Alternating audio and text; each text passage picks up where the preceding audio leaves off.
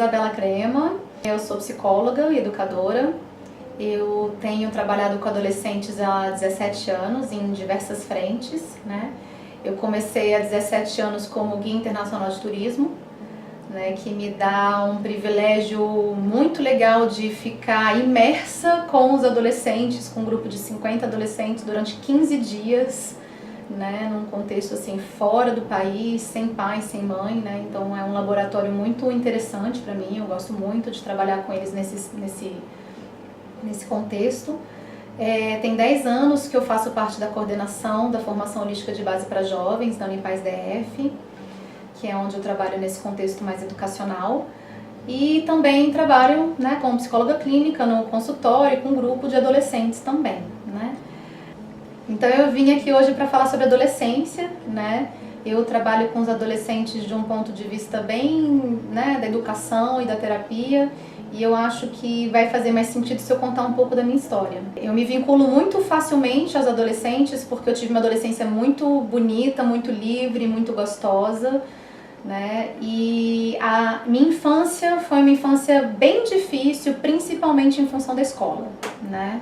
Existiam outras questões, mas a escola realmente, hoje eu olho para trás e vejo que a escola na minha infância foi uma tortura, né? Foram lugares onde eu nunca me senti aceita, nunca me senti vista, nunca senti que eu fosse boa o suficiente, né? Eu me lembro claramente de eu achar que eu era burra, né? Porque eu não conseguia entender, porque eu ia para aula, assistia na primeira carteira, né? As aulas, eu ia para casa, fazia aula de reforço e chegava na prova e tirava média, abaixo da média, né? Então, constantemente na minha vida escolar me sentindo burra, me sentindo, né, não boa o suficiente. E isso eu tenho certeza que faz uma parte muito grande de uma sensação que eu tenho com a minha infância, assim, de que, né, não foi tão bom quanto poderia ter sido, né?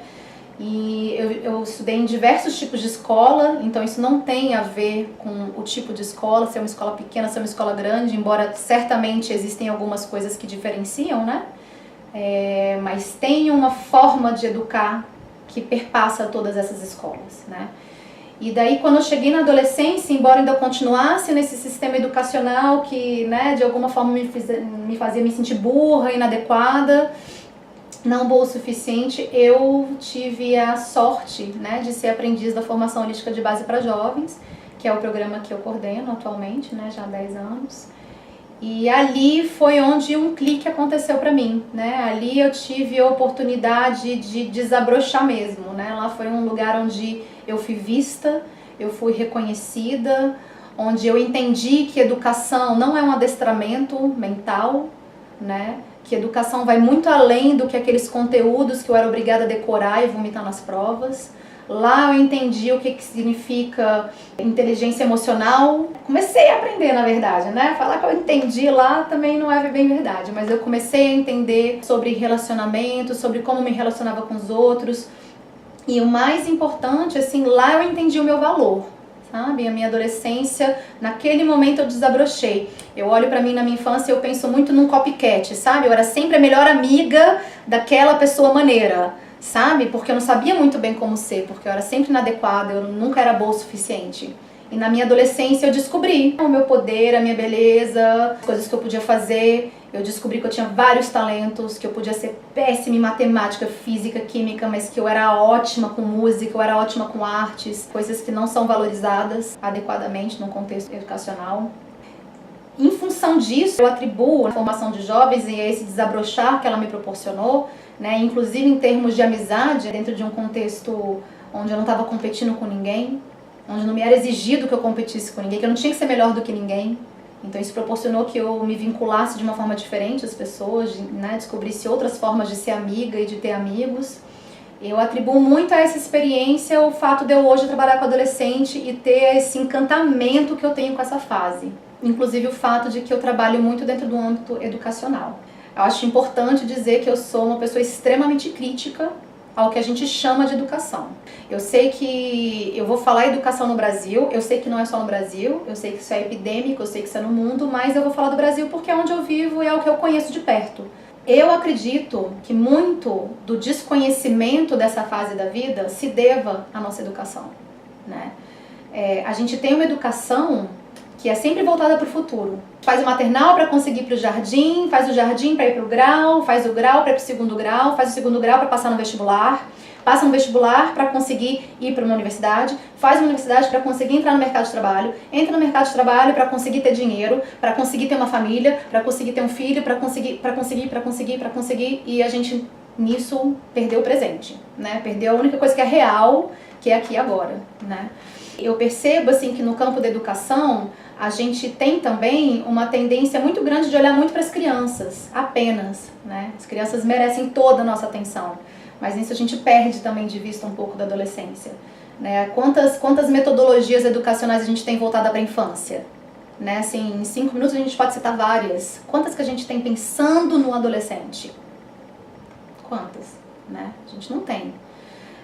Uma das coisas que faz parte do meu trabalho como psicóloga clínica, por exemplo, é de tempos em tempos eu recebo os pais no consultório. E é muito incrível. E também na formação de jovens, de tempos em tempos, às vezes acontece alguma questão, a gente precisa receber um pai. E é muito impressionante perceber como existe um desconhecimento total do que é essa fase, o que é ser adolescente, né? O que implica, o que acontece na adolescência. E é muito interessante que um tempo atrás eu fui convidada para dar um seminário sobre adolescência numa escola para professoras, né? E, bom, quando eu estava programando, eu pensei que faria sentido, apenas faria sentido começar voltando para a própria adolescência. Se eu pretendo ser um professor de adolescentes e eu quero realmente exercer essa função de uma maneira, né, bacana, vamos lá então revisitar como é que foi para mim. Então eu botei as professoras deitadas, né, no chão, conduzi, né, uma vivência para elas fazerem contato, e foi muito interessante que na volta, primeiro que assim, mais da metade do grupo estava chorando, e grande parte das professoras falaram algo parecido assim: nossa, na hora que você falou que era para voltar para a adolescência, eu quis sair correndo daqui. Então isso para mim já é um sintoma de algumas coisas, né, um sintoma de que a adolescência é vivida de uma forma muito difícil para a maioria das pessoas, e que por causa disso a gente não quer fazer contato com a nossa adolescência. E daí, se a gente não quer fazer contato com a nossa própria adolescência, como é que a gente vai lidar com a adolescência do outro? Como é que eu, enquanto mãe, vou lidar com a adolescência do meu filho se eu não consigo nem parar para pensar na minha, de tão dolorida que foi? E por que ela foi tão dolorida? Provavelmente porque meus pais também fizeram da mesma forma. Então esse grande desconhecimento sobre o que é a adolescência gera uma grande bola de neve de necessidades que não são atendidas. A adolescência é uma fase de transição. A pessoa não é mais uma criança, mas ela também não é uma adulta, em todos os sentidos, né? Bioquimicamente falando, hormonalmente falando, em todos os sentidos. É uma fase que os hormônios estão em total ebulição, né? É uma fase que é muito comum que eles experimentem uma falta de controle sobre si. De repente, um dia eu acordo e eu tenho peito. Outro dia eu acordo e eu tenho pelo, né? Uma coisa que eu nunca tive. De repente, eu começo a chegar perto da minha primeira menstruação e eu tenho minha primeira TPM e eu não consigo controlar a minha raiva e brigo com a minha melhor amiga, né? Então, eles experienciam esse momento onde muitas vezes eles não conseguem nem controlar o que está acontecendo, muito menos entender. Até porque não tem ninguém ensinando, né? Não tem ninguém falando sobre isso. E é interessante porque o que eu percebo, né, de muitas famílias que eu recebo, é que a maioria das famílias quer dar o amor que eles davam para a criança, para o adolescente. Só que o adolescente não quer ser criança. Ele não quer ser amado como uma criança, mas ele também não é adulto.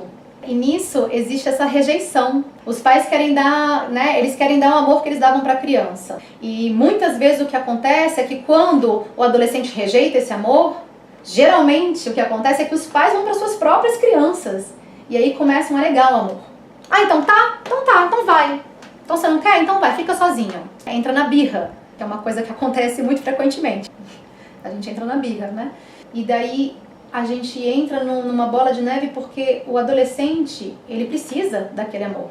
Ele precisa daquele apoio, mas ele é um amor diferente, né? Se fosse para pensar numa imagem, por exemplo, né, um amor para uma criança, né, tem uma forma um pouco assim, né, de uma coisa de um cuidado, de uma proteção, né? Não muito fechado, mas, né, aqui assim. E eu vejo muito o amor do pai, né, das famílias, dos pais dos adolescentes, muito mais assim, uma posição, um adolescente aqui em pé na minha frente e eu com as minhas mãos nas costas dele. Nas costas, não na frente. Filho, você quer ir? Ai, vai. Vai porque é a sua vida. vai. E se der algum problema, eu tô aqui. Tô aqui. Né? É um amor que confia, porque o filho precisa ir pro mundo. O adolescente, ele vai pro mundo. É muita ingenuidade pensar de outra forma. E é muita ingenuidade não pensar sobre isso. Quando a gente não para pra pensar sobre as coisas, eu percebo que vem um romantismo por trás. Por exemplo, eu conheço muitos pais que têm filhos adolescentes que nunca pararam pra pensar sobre drogas, por exemplo. Um adolescente que passa pela adolescência sem entrar em contato com droga é um ponto tão fora da curva. Então eu percebo que a adolescência é essa fase da vida que traz um monte de tabu à tona, né? Traz a sexualidade. Sexualidade é um tabu pra gente. A gente não sabe conversar sobre isso. E é a fase que isso vem com força. Traz a questão da droga. A gente também não sabe conversar sobre isso. Traz isso tudo à tona. E junto com isso, tem uma característica muito forte da adolescência, que é muito mal compreendido pelos adultos, que é uma certa rejeição. A criança, ela, de uma certa forma, ela idealiza os pais. O adolescente não idealiza os pais. O adolescente sabe quem é a mãe. Né? Nesse sentido assim, eu sei que minha mãe não é uma deusa, eu sei que ela não é uma santa, eu sei que ela tem defeito, eu conheço os defeitos dela. Eu sei as mentiras que ela conta. Meu pai, eu conheço meu pai. Ele não é um super-herói. Eu sei que ele tem um monte de defeito. Isso por si só já gera um balanço, né? Mas tem uma parte da adolescência que é, enquanto eu era criança, o meu mundo é o mundo que a minha família me oferece. É uma época da vida muito passiva. Eu recebo o que a minha família tem pra me dar. Na adolescência, eu quero descobrir quem eu sou. E essa faz parte dessa busca pela descoberta de quem eu sou, eu negar de onde eu vim. Percebe? Mãe, pai, ok, legal, mas eu não sou você. Eu não quero ser você. Eu vou pro mundo, eu vou procurar minha turma. Isso não é bem recebido, né, pelos pais. Aí a gente inventa, né, os termos aborrecência e essa má compreensão de que, na verdade, essa negação, por mais que seja difícil da gente adulto de engolir, isso é um movimento muito saudável, na verdade. Faz parte desse movimento de estar olhando pra mamãe, virar as costas e o mundo, eu vou pra lá. Porque lá vão ter coisas que minha mãe não me mostrou. Lá tem coisas que meu pai não me mostrou. Lá tem coisas que minha mãe e meu pai não gostam, mas que talvez eu goste. Né? Isso também é uma questão que é muito difícil, né, para muitos pais lidarem. Acho muito importante os pais se perguntarem e avaliarem e refletirem sobre o quão disponíveis eles estão em lidar com essa fase da vida do filho, com todas as dificuldades, com todas as intensidades, né, que essa fase traz. Tem um dado muito interessante sobre a adolescência, que é que tem uma parte do cérebro que não está inteiramente formada na adolescência, né? E é uma parte do cérebro que é responsável por a gente ter clareza de que a nossa angústia tem fim. Eu sei que se eu não passar de ano, né, eu não vou morrer por causa disso. Se eu não passar no Enem, o adolescente não tem essa clareza porque ele não tem esse aparato cerebral disponível para isso, né? Uma frase que eu escuto muito no consultório: minha mãe não sabe quem eu sou, meu pai não tem ideia de quem eu sou, quem é ele para falar tal coisa? Ele nem sabe quem eu sou. E eu acho isso uma fala forte, uma fala que deveria botar a gente, enquanto pai e mãe, para refletir. Porque quem sou eu para dizer que o outro tá errado, dizendo que eu não conheço ele? Então, o que eu acho mais complicado é perceber que existem muitas famílias que estão desconectadas com o sofrimento dos próprios filhos. Gente, isso é uma coisa muito importante, assim, né? Nós somos pais e mães para sempre. É para sempre essa coisa, né, da parentalidade. Mas do 0 aos 7, dos 7 aos 14, dos 14 ao 21, exige e demanda uma presença, uma qualidade de presença, uma qualidade de escuta. É uma escuta interessada, né, que parte dessa curiosidade, nossa, o que está acontecendo dentro dele? E essa questão, né, desse momento, né, crucial que eles precisam da gente de maneiras diferentes, mas talvez com a mesma intensidade, ela traz até essa perspectiva assim de que se a gente deixar passar isso, a gente perdeu. Então, assim, trabalhando com adolescentes há bastante tempo, eu percebo que as famílias de hoje e a escola de hoje vivem, em geral, um problema grave com relação às prioridades. Seu filho está aqui hoje, com 2 anos de idade, Tá aqui hoje com 7 anos de idade, tá aqui hoje com 15 anos de idade, querendo ser escutado, querendo ser ouvido, querendo ser recebido, querendo ser acolhido. Daqui a alguns anos o seu filho vai embora, ele vai pro mundo, ele vai voar, né? Vai voar com todas as marcas que a infância deixou, que a adolescência deixou. Marcas boas, marcas ruins, né? E a gente tem hoje, né, para priorizar o que deveria ser prioridade desde sempre. Um ponto que eu acho muito crucial, assim, né, que já tá com uma depressão, né, clínica mesmo, né, porque a gente tem mania de falar, tô depressivo quando a gente tá triste, né? Quando o adolescente já tá mesmo com um quadro estabelecido, na verdade isso é um problema muito mais amplo, né, isso que eu vou falar agora. A gente, enquanto sociedade, enquanto cultura, a gente tem uma ingenuidade muito grande quando a gente fala desse tipo de coisa. A gente tem uma cultura de tomar o sintoma por causa, né? E isso eu considero que é uma das coisas mais graves que a gente faz enquanto cultura. Quando eu falo de um adolescente deprimido, qual que é a tendência da maioria das pessoas? Manda pro psiquiatra para tomar remédio. Talvez precise chegar aí. Mas qual que é o problema dessa abordagem? Eu estou tratando a depressão como causa. A depressão não é uma causa, ela é um sintoma. Algo aconteceu antes para essa depressão se instalar. Algum sentido de falta de valor, algum sentido de falta de sentido na vida, alguma coisa que não consegue se encaixar. Suicídio não é a causa, ele é um sintoma. Qualquer quadro, qualquer doença, qualquer coisa que a gente possa falar, são sintomas, não são causas. E isso é algo que eu considero ser epidêmico mesmo na nossa sociedade, né? A gente fala hoje, uma criança de 5 anos de idade com TDAH, transtorno de déficit de atenção e hiperatividade, né? Vamos considerar que este quadro realmente de fato existe, porque há divergências, né? Isso não é um consenso sobre isso, né? Então tá resolvido. O problema do meu filho é que ele tem TDAH. Então vamos dar Ritalina e vai resolver. Não! Isso é um sintoma. Isso é um sintoma. O próprio déficit de atenção e hiperatividade, né, estamos considerando que isso é assim?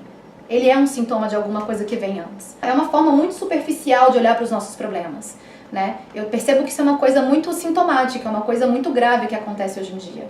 Para tudo. Você tá com um filho que tá com depressão, realmente é uma questão muito complexa que vai precisar de todo apoio de profissionais de saúde, vai precisar de psiquiatra, vai precisar de psicólogo, né? O psiquiatra sozinho não vai dar conta do recado, porque o psiquiatra vai tratar dessa parte dos sintomas, né? Como é que eu consigo fazer essa pessoa sair da cama? Como é que eu consigo fazer com que essa pessoa se alimente? Né? Porque um quadro depressivo real, né? Uma depressão mesmo, ela chega nesse ponto da pessoa precisar de um medicamento para conseguir se alimentar. Em qual lugar você vai olhar para a origem disso? É para sempre se perguntar, de repente meu filho tá muito raivoso, tá muito explosivo. Se perguntar duas coisas, assim, sabe? Isso é sintoma do quê? É sempre sintoma de que tem alguma necessidade que não está atendida. Seja de afeto, seja de carinho, seja de liberdade, seja de ser visto. Porque esse total desconhecimento dessa fase leva a essa cegueira. A maioria dos adultos não consegue enxergar um adolescente pelo que ele é. E às vezes chega em coisas que a gente considera bobo, por exemplo, né? Uma coisa muito importante na adolescência, né, de ser compreendido, é que é uma fase de uma intensidade muito forte. Tudo é sentido com muita intensidade. Os hormônios estão lá ajudando isso, inclusive, né? Então, por exemplo, de repente chega minha filha adolescente, apaixonada pelo primeiro namorado. Eu vou casar com ele é o homem da minha vida, eu vou ter filhos com ele. Não importa que isso não vá acontecer. Ela sente daquela forma. Essa é a intensidade da forma como ela sente aquele relacionamento. E qual que é a reação da maioria dos adultos? Que bobagem! Até parece. Você tem muitos anos de vida. Não, você é muito nova para pensar nisso. Isso é uma forma de desrespeito. Isso é uma forma de não escutar. Isso é uma forma de não enxergar. Existem tantas outras formas que a gente pode olhar para isso. Nossa, filha, você gosta dele desse jeito mesmo? Nossa, como é forte o que você está sentindo. Eu tô enxergando, eu tô dizendo pra ela que eu tô compreendendo o que ela tá me dizendo.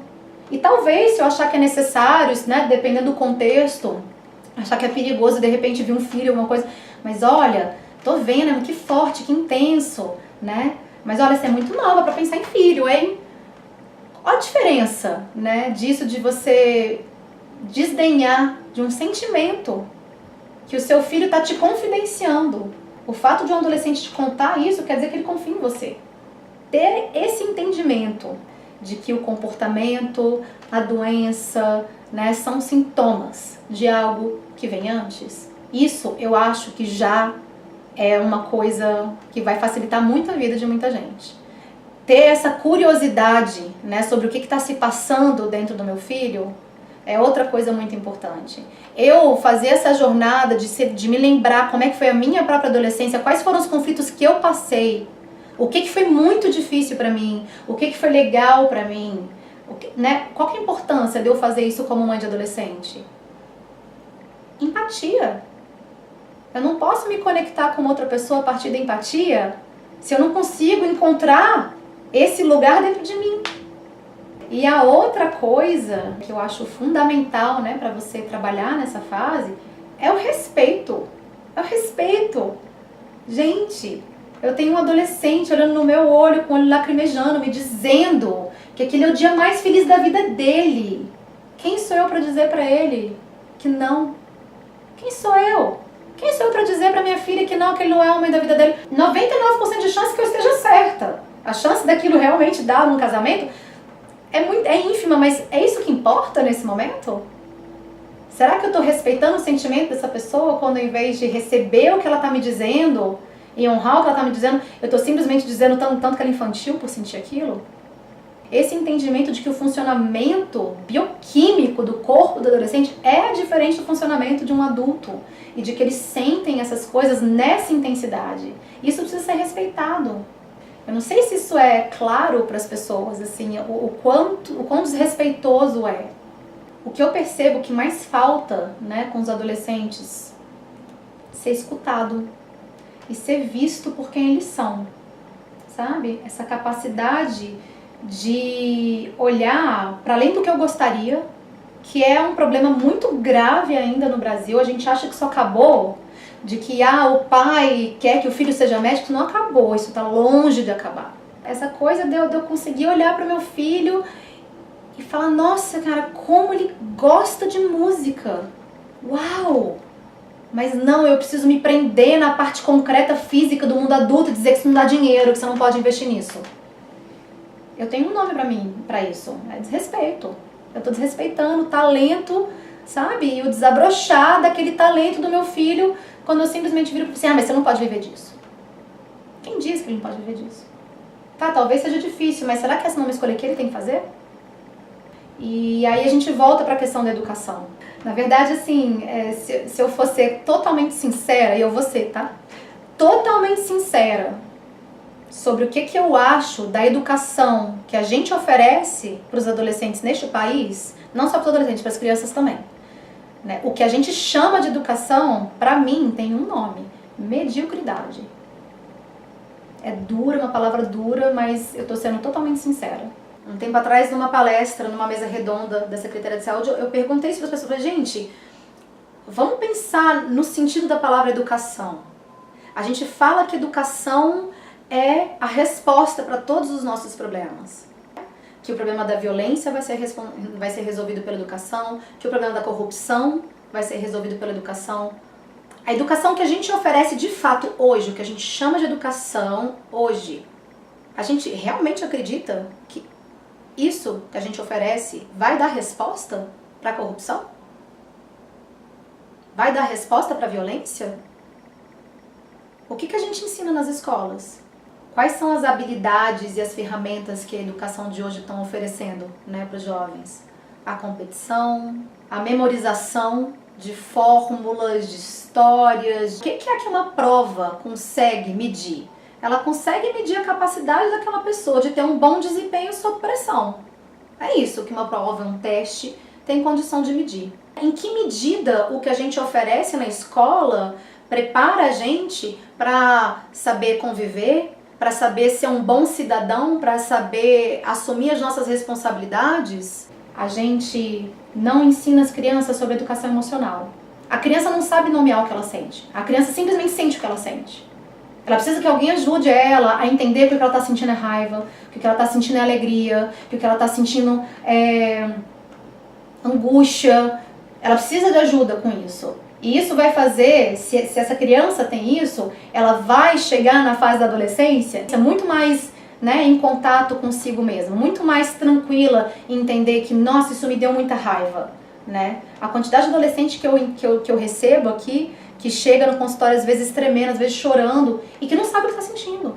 Não sabe se é medo, não sabe se é raiva, não sabe se é alegria, não sabe o que está sentindo. O que você está sentindo? Não sei. Né? Isso é um sintoma de uma educação que não está dando o que precisa. Eu não sei se ainda é assim, né? Mas na minha adolescência eu tinha que decorar a tabela periódica. Eu tô até hoje aguardando alguém me dizer pra quê? Qual que é o benefício que vai trazer pra minha vida eu decorar a tabela periódica? Eu não vejo nenhum adolescente aprendendo na escola sobre impostos, por exemplo. Eu não vejo a gente falar sobre aprender a conviver, por exemplo, né? Que é um debate grande de hoje, né? Hoje a gente tem um racha político no Brasil e tem casais se separando, porque um é de um partido, outro é de outro. Tem famílias que não se falam mais, porque onde a gente não sabe conviver, a gente não sabe escutar, a gente não sabe conversar, né? A gente quer enfiar a nossa verdade goela abaixo do outro, e isso é fruto da nossa educação. Isso é fruto da nossa educação. Quando eu escrevi minha monografia, na graduação, eu escrevi sobre transdisciplinaridade e educação, né? Trazendo a formação de jovens como uma experiência, né, de educação transdisciplinar. Eu lembro quando eu estava bem no finalzinho já, eu achei uma frase do Krishnamurti, né, que dizia assim: a série de guerras horrorosas que a gente tem tido, né, no decorrer da história da humanidade, atesta o fracasso da nossa educação. São pessoas educadas. Percebe? Se a gente chama educação, uma palavra que vem do latim educere. Educere significa trazer para fora o que está dentro. O que implica, né? Se eu vou realmente ser fiel ao sentido dessa palavra e eu estou trabalhando com adolescentes, o que eu vou fazer? Eu vou tentar encontrar o que é que tem para botar para fora, né? Cadê os talentos? Cadê, né? Qual que é a sua inteligência?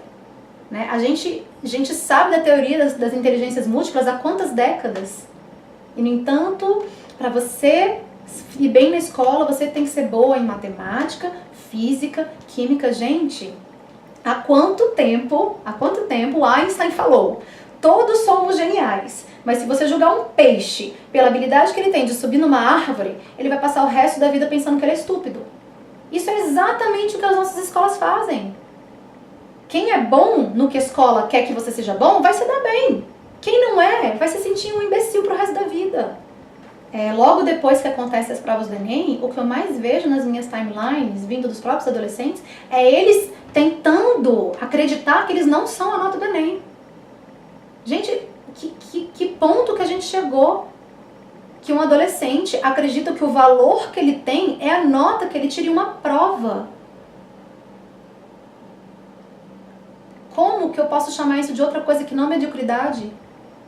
Eu preciso sentar com adolescentes e ajudar eles a enxergar o potencial incrível que eles têm para outras coisas que a escola não está se importando. Para eles sentirem que eles valem alguma coisa, e eu conheço isso tão de perto.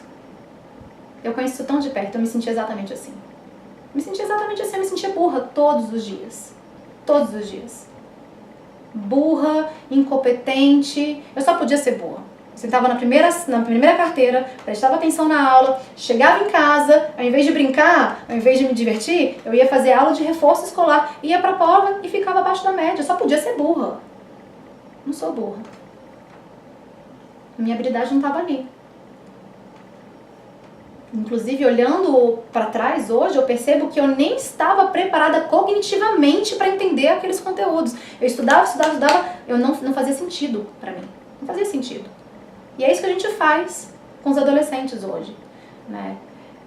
Se eu fosse pegar uma imagem, sabe aquela cena daquela máquina que moe carne? Para mim é essa imagem.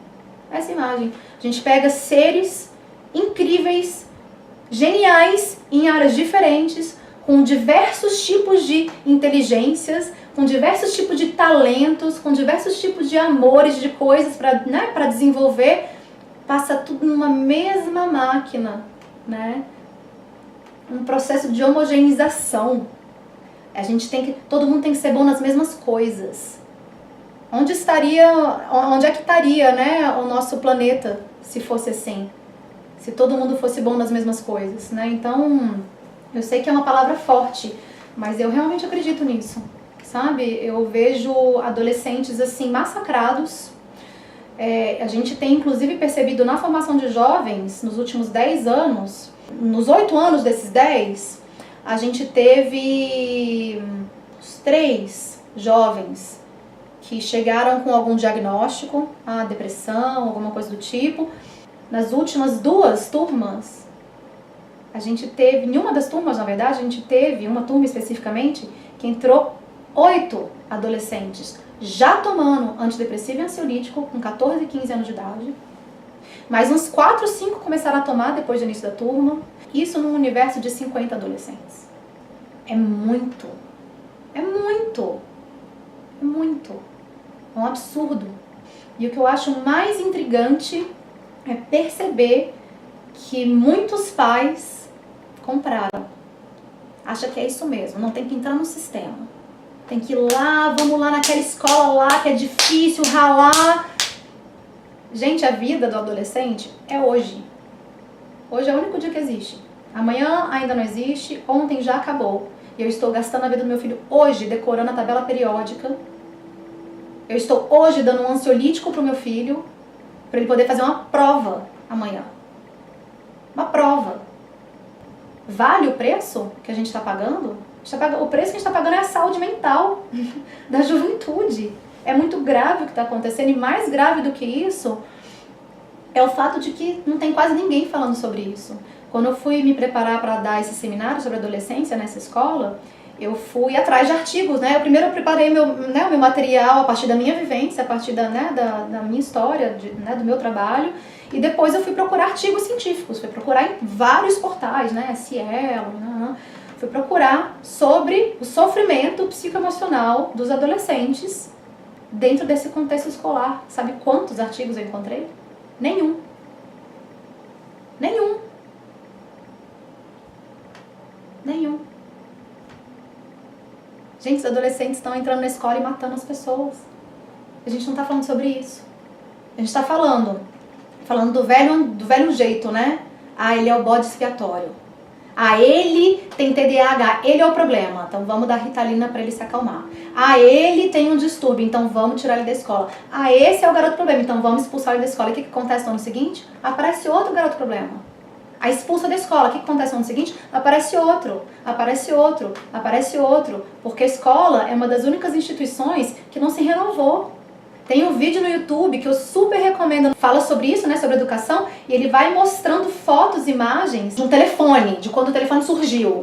Aí depois como o telefone evoluiu, como o telefone é hoje, como é que começou o carro. Ele mostra uma foto de uma escola em 1800, ele mostra uma foto de uma escola hoje, e não tem uma diferença.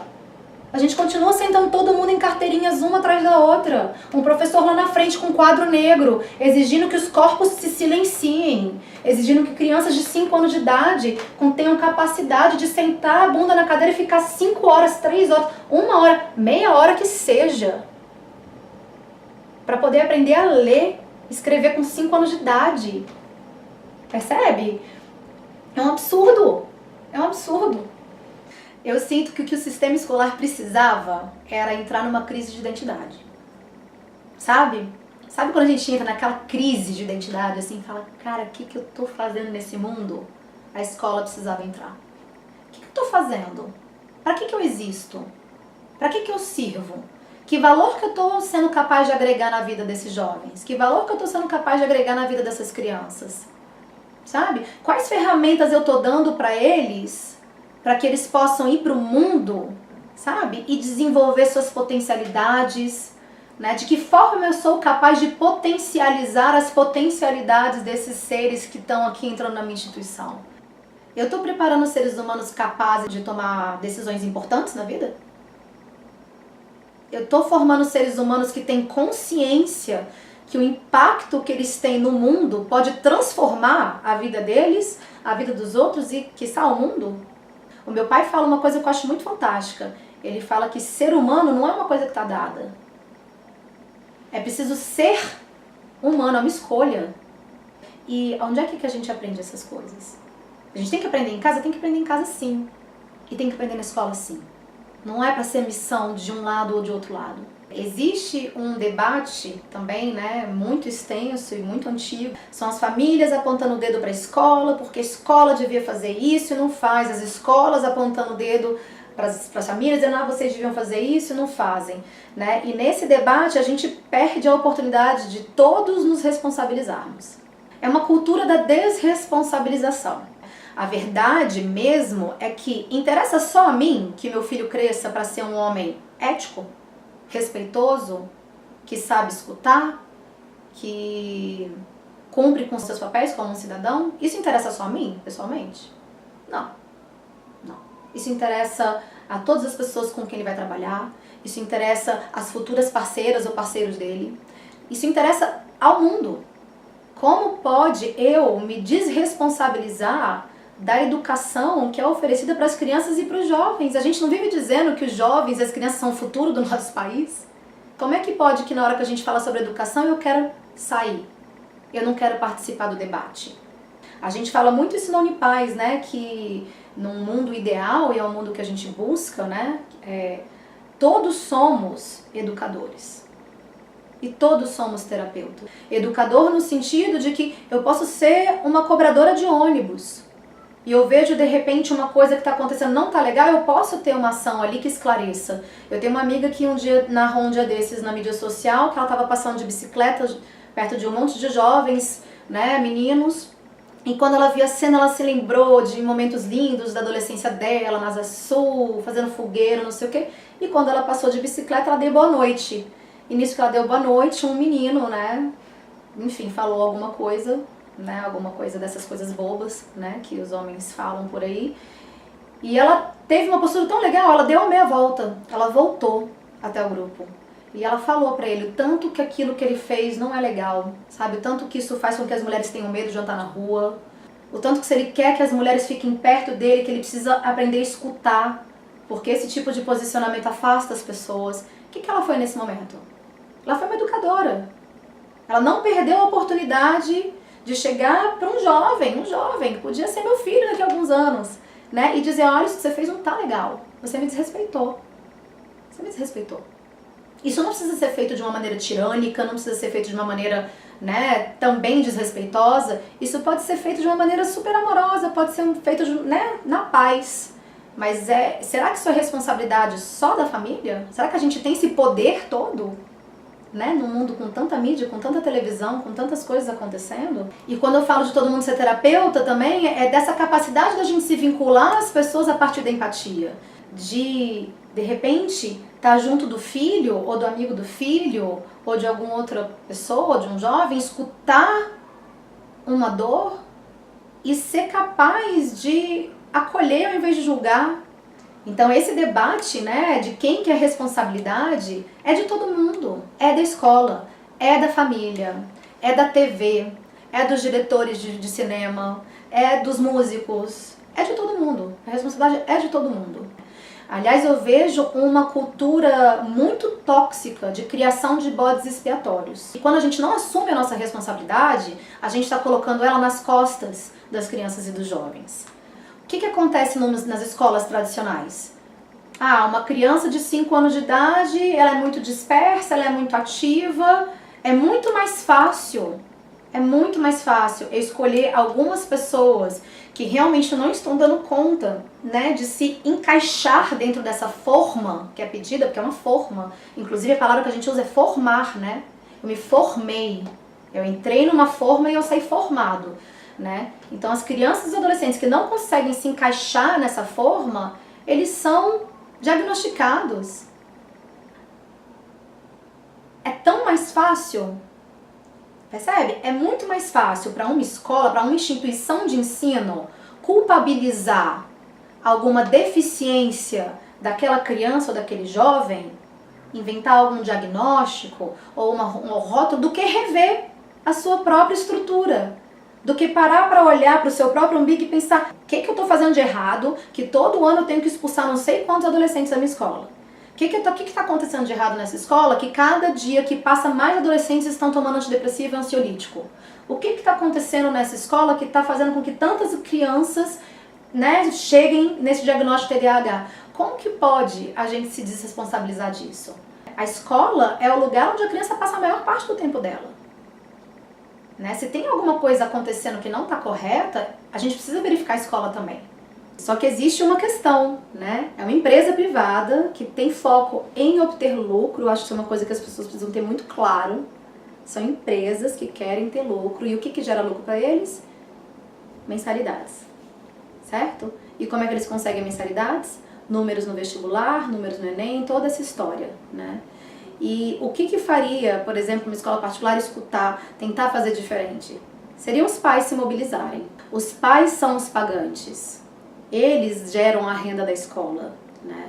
Então é muito complicado também escutar dos pais um discurso um pouco de eu estou refém desse sistema.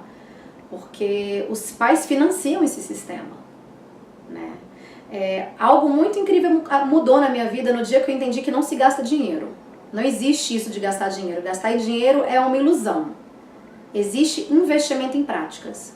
Todo centavo que eu gasto é um investimento numa prática, né? Então, quando eu dou dinheiro para uma escola XYZ, eu estou investindo na prática que aquela escola XYZ se propõe a fazer. Então, aí a gente volta naquele clichê, e eu brinco que clichê é clichê porque é real. Se não fosse real, não é clichê. Começa de dentro para fora, né? Eu sou mamãe, eu estou insatisfeita, eu não aceito que o meu filho seja tratado dessa forma, eu não aceito que ele seja robotizado, que ele vá para uma educação que faz com que ele se sinta burro. Eu não aceito isso, eu vou exigir algo diferente da minha escola, mas isso não é o que acontece, né? Aí a gente volta naquele passo que eu falei lá atrás, de que eu fico impressionada que a grande maioria dos pais não tem uma visão crítica sobre a educação que é oferecida no Brasil hoje. Realmente eu não vejo isso ser debatido, pelo menos não da forma, não com a intensidade que deveria ser. Porque olhando para o trabalho que eu faço, isso já é uma questão de saúde pública. É uma legião de crianças e adolescentes sendo medicalizados. Medicalizados porque são crianças. Medicalizados porque são adolescentes. E vivem num contexto que as pessoas não entendem. Talvez porque eu esteja tão próxima deles, talvez porque eu veja de tão perto o estrago que isso está fazendo, talvez seja por isso que é tão óbvio para mim, mas eu fico um pouco assustada, sabe? Com o fato de que isso não é olhado com a gravidade que tem, né? A gravidade que tem. O Brasil está na contramão do mundo. As taxas de suicídio infanto-juvenil tá recuando praticamente no mundo inteiro. O Brasil está aumentando. Quem está falando sobre isso? Suicídio é um sintoma. Sintoma do quê? O que está desajustado? O que é que faz um adolescente se sentir tão completamente sem valor, inútil, sem esperança, né? Porque o suicídio tem uma relação muito forte com essa questão de eu não tenho esperança de que as coisas vão mudar. De onde está vindo tudo isso? É um sintoma. A gente precisa parar de olhar para sintoma achando que sintoma é causa. Trabalhar com eles na Unipaz, toda vez que eu saio de lá, eu saio emocionada, eu saio pensando que não tem nada de mais lindo que eu possa fazer da minha vida, sabe? De ver adolescentes chegando lá e descobrindo que o mundo não é isso aqui. O mundo é desse tamanho que o mundo tem. Nem sei que tamanho é esse. Ainda nesse tópico, né, das famílias se sentindo refém do sistema, gente, já tem tanta coisa maravilhosa acontecendo, tem tantas iniciativas bonitas, gente interessada em realmente, sabe, renovar a educação, né? Existem até algumas abordagens, tem a pedagogia Waldorf, que traz todo um outro olhar, né, para o ser humano, para a formação do ser humano. Existem várias tentativas, vários experimentos, né? O José Pacheco está aqui no Brasil, né? O criador da Escola da Ponte. Existem tantas coisas nas quais a gente pode se inspirar, né? Mas eu acho que a gente tem um seminário na formação de jovens, da Carla Neves, que ela inclusive é uma das fundadoras aqui da Moara de Brasília, que ela traz um questionamento que eu acho muito bonito, né? Ela leva os jovens a refletirem sobre o mundo que eles gostariam de viver e o mundo que eles vivem, né? E ela faz a pergunta, tá, e o que está faltando para esse mundo se transformar naquele mundo? Né? Eu acho que quando a gente vai pensar em educação, essa é a pergunta que a gente tem que fazer. O que a gente está sentindo falta no mundo? A gente está vivendo um momento onde as pessoas estão cada vez mais desconectadas de si mesmo, cada vez mais desconectadas umas das outras, cada vez mais isoladas, mais solitárias, um prato cheio para depressão, né? Cada vez com menos rede de apoio, menos rede de suporte, né? Como que a escola pode agir com relação a isso? Como que a escola pode propiciar que a gente reconecte as nossas redes de suporte? Né? Como é que a própria escola pode ser uma rede de suporte? Né? Então eu acho que muito mais importante neste momento do que ter respostas para essa falência do nosso sistema educacional, é muito importante que a gente faça perguntas. O que é que eu acho que está errado? O que eu acho que não está funcionando? O que eu acho que está sendo cruel? O que pode ser feito para melhorar? Se perguntar de novo, né? Aquela curiosidade, essa forma de estar no mundo interessado em saber o que está acontecendo por aí. Existem muitas iniciativas maravilhosas, mundo afora, dentro da educação. Precisa que a gente tenha vontade de buscá-las.